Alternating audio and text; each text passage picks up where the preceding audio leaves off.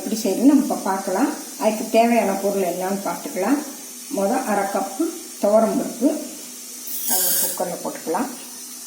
1/2 cup பாசிப்பருப்பு ரெண்டையும் கழுவி எடுத்துக்கலாம். அதுக்கு காய் ஒரு சின்ன கேரட் கட் பண்ணி வச்சுருக்கேன். ஒரு 2 இதழ் காலிஃப்ளவர், ஒரு 5 சின்ன வெங்காயம், 2 மிளகாய், ஒரு சின்ன தக்காளி, மல்லித்தலை, கருவேப்பிலை,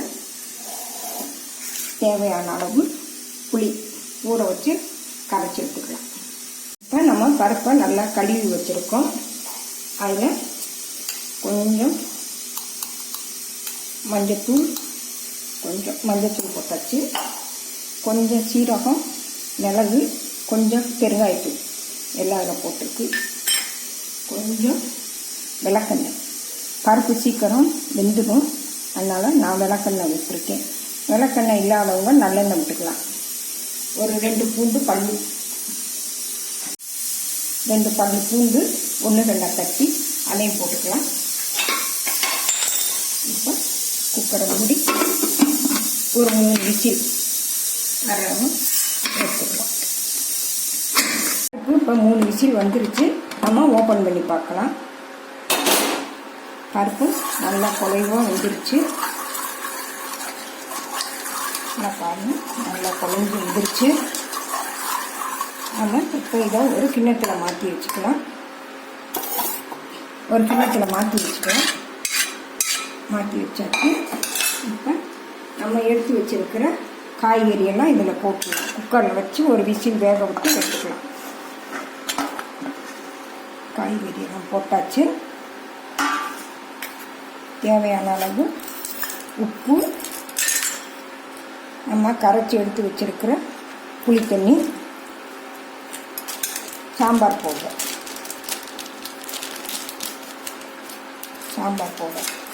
காரத்துக்கு நம்ம எவ்வளோ வேணுமோ சேர்த்துக்கலாம். நம்மளுக்கு தேவையான அளவு தண்ணி, நான் அரிசி கழுவின தண்ணி எடுத்து வச்சுருக்கேன், அதை விட்டுடலாம். இப்போ சாம்பாரை கூட்டி வச்சாச்சு.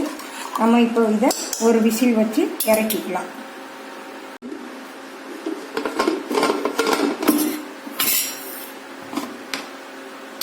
இப்போ குக்கருக்கு மூடி போட்டு ஒரு விசில், காய் வேகிறதுக்கு ஒரு விசில் வச்சு நம்ம இறக்கிடலாம். இப்போ நான் சாம்பாரில் சாப்பாட்டுக்கு நெய் ஊற்ற மாட்டேன். இப்போ நான் பருப்புலேயே கொஞ்சம் நெய் சேர்த்துருவேன். நல்லா வாசனையாகவும் இருக்கும், நல்லாயிருக்கும். பருப்புலேயே நான் நெய் சேர்த்துருவேன். சேர்த்து கலக்கி வச்சுருவேன். நம்ம காய் வேகவும் பருப்பில் தூக்கி தட்டிடலாம். சாம்பார் காய் வெந்துருச்சு.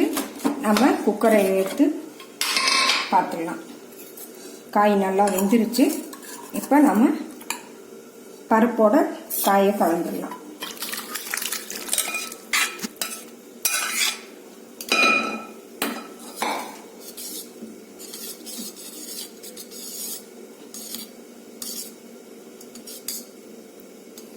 சாம்பார் ரெடி ஆகிடுச்சு. அதுக்கு நம்ம இப்போ தாளித்து தட்டிடலாம். அதில் தாளிக்கிறோம். கொஞ்சம் எண்ணெய் விட்டுக்கலாம்.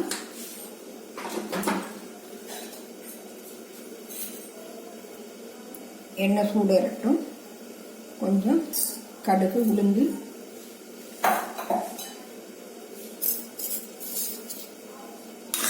பொரியட்டும். கடுகு உளுந்து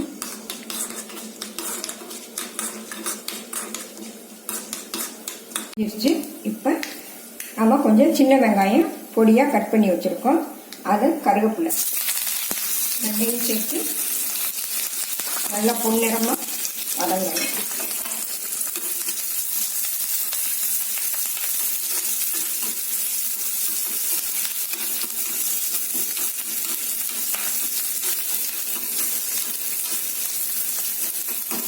வதங்கிட்டு இதில் கொஞ்சம் சின்ன சீரகம் போட்டுக்கலாம். அதில் ஏற்கனவே பருப்பு வேகிறதுக்கு போட்டிருக்கோம். தாளிக்கிறப்ப கொஞ்சம் போட்டோம்னா நல்லா வாசனையாக இருக்கும். கொஞ்சம் சின்ன சீரகம் போட்டு தாளிச்சிக்கலாம்.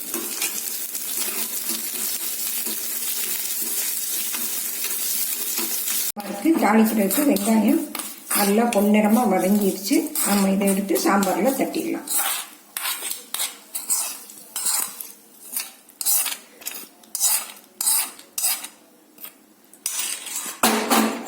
சாம்பார் தட்டியாச்சு. சாம்பார் ரெடி ஆயிடுச்சு.